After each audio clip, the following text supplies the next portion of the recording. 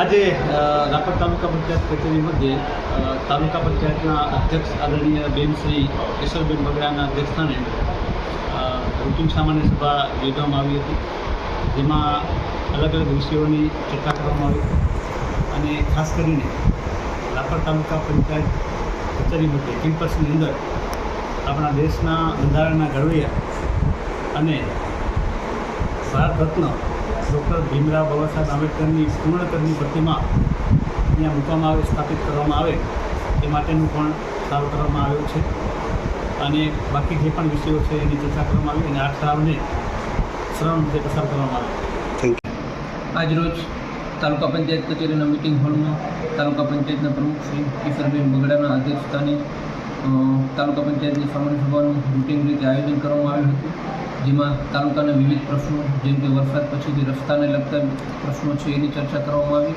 આરોગ્યને લગતા પ્રશ્નોની ચર્ચા કરવામાં આવી, વિવિધ પંચાયતો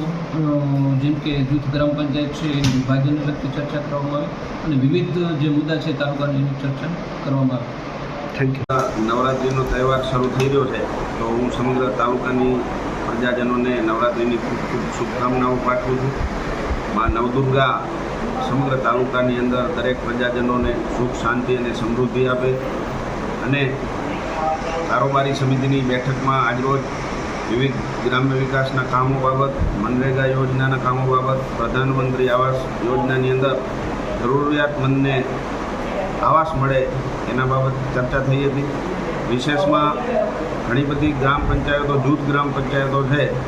જેને અલગ કરાવવા માટે પણ ઠરાવ જે આવ્યા હતા જેની પણ ચર્ચા કરવામાં આવી હતી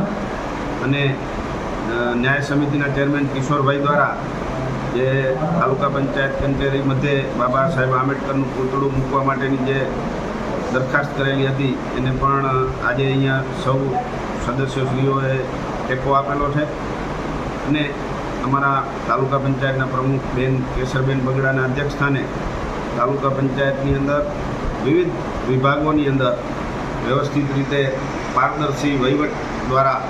લોકોના કામો થાય એના બાબત ચર્ચા કરવામાં આવી હતી.